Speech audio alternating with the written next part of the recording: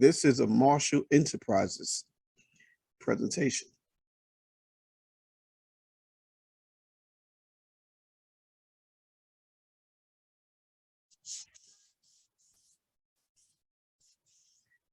Peace, peace, peace. Family, I'm a little frustrated. I cannot find my civics video. I made a video outlining the basics of civics. I went in and I pulled out a lot of information in a small bit of time. And it's hidden on one of my 3 external drives. I don't know if I changed the name, may have changed the date, I'm not sure, but there's so many files. I've made so many recordings over the last 5 years, so many files I got to go through and painstaking. But let's just talk about civics real fast.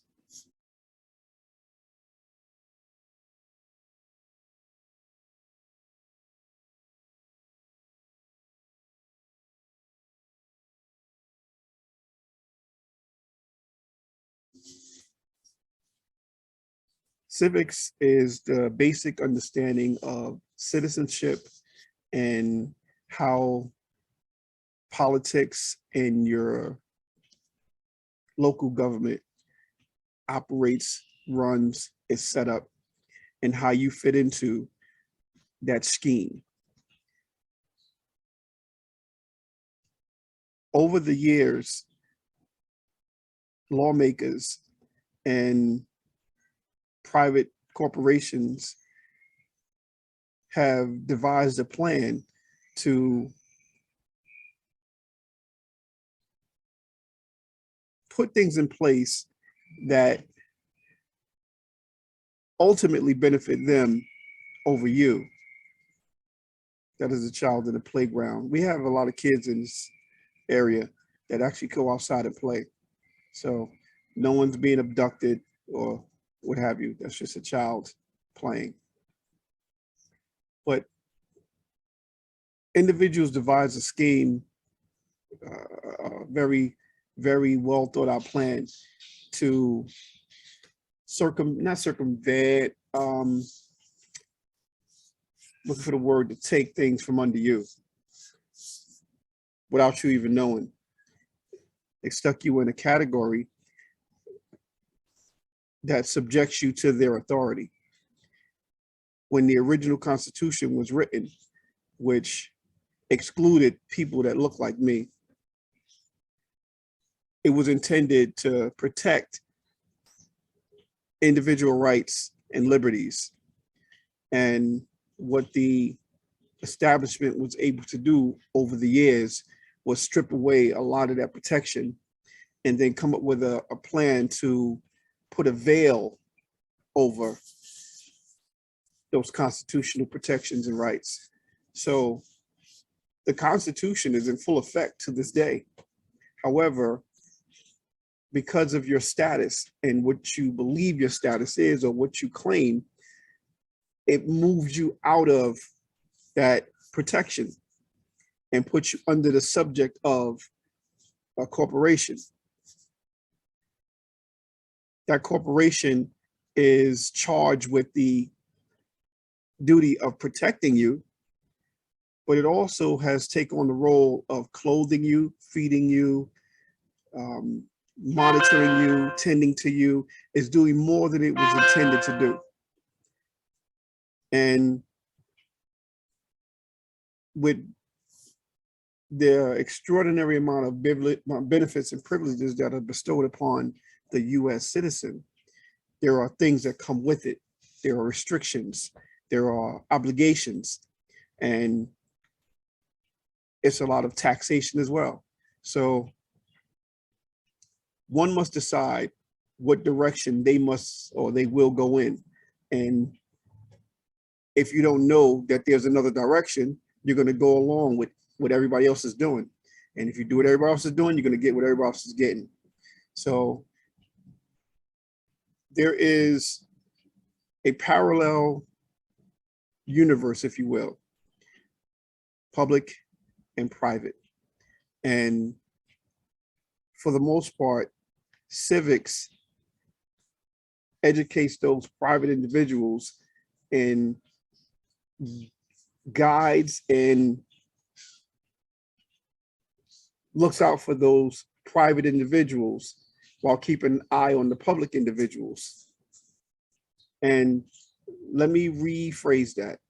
Civics doesn't do that, but civics and the basic understanding of civics allows you to understand where everyone stands and the roles that everyone plays. When civics was taken out of the public school system, it was replaced with a indoctrination, and it looks like one system. Everyone's a US citizen. Everyone's a US citizen, but there's no state citizenship mentioned. There is no US national status mentioned. So, and it's done, like I said, for a reason. So once you discover that there is a parallel universe going on and that the Constitution has a veil over it that you can't see behind that veil unless you not dig. You don't have to dig too hard. You just have to know where to look. And it's not really hidden. It's right in front of your face. The books and reading material have been altered over the years. So even with the definitions, if you look in the dictionary, you look up one word, that word has several meanings. Whereas in the past, it had one meaning, maybe two meanings, but now it has several meanings. Or if you look up the word resident, citizen, inhabitant, person, all these different words have different meanings according to the dictionary in which you look through. I just go on my laptop. So I did a real good breakdown in the video that I cannot find dealing with civics. So as I mentioned in that video, I'm going to break down this introduction to civics into small little morsels and parts and try to really give y'all an understanding of what civics is, that education that you did not get in school or at home for that matter. I'm going to try to uncover, expose a lot of what you should know already. I'm 50 years old, and in my late 40s, I figured out civics and got somewhat involved with politics. This stuff should be, taught sooner, earlier in your life. Taxes, civics, all this stuff, law, all this stuff should be taught when you're younger, but it's not taught for a reason. So it's Bud-Brownsville, giving you an update on what's going on in my search for my civics video. But if you're interested in knowing more about civics, you have specific questions, feel free to ask in the comments below. And let's definitely have a conversation about it. There are skeptics that, if you tell them that there's something other than a US citizen available for individuals, and even, look that word up, it has many meanings. If you tell them that, they look at you like you have four heads, and they consider you a conspiracy theorist. No, you're a conspiracy realist. And it's not a conspiracy, it's real. This is real live shit. I can't move this book that my laptop is sitting on, but one of my mentors in his many presentations likes to give references to the material that he has either read or he recommends. And the book is called Perception. Can't remember the author right now.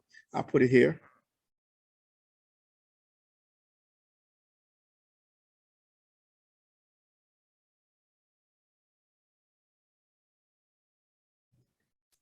but the author did an extensive amount of work on several topics. And in the book, he speaks of being a skeptic when he sat down and he heard a civics presentation for the first time where the speaker was talking about the parallel universe, the dual United States. There's the United States of America, there's the United States. And he sat there with the skeptic mind, like, yeah, this guy is really full of it. And, you know, I'm gonna write down the sites that he cites, and I'm gonna look into this. I'm gonna catch him, you know, in his lies. And when he went and did his own follow-up research, he figured out that no, it's a lot of truth to what this man is saying. And over the next 2 years after that course, after that presentation, he really, really got a deep understanding of civics and politics. So the book that one of my mentors mentioned is Perception. I'll try to put a link to this book in the description if I can find that link. I print out, every time I get a morsel of information, I print it out in case I lose it, in case it gets erased or, you know, censored, what have you. So I have tons and tons of books that I printed out, and I read them occasionally. I brush up on my information, but all of the information that is put in this, that is in this book, cites the Constitution. It cites the legislative acts that was actually passed. It's a very good reference book for civics and nationalism. So that's all for now. I'll have more for you coming up shortly, and hopefully I'll find that darn video so you guys can enjoy the work that I put together. So until the next time, you guys watch your back, be safe, and know that Bud-Brownsville goes hard for the people. My new tagline, Bud-Brownsville goes hard for the people. Take care, everybody. Peace.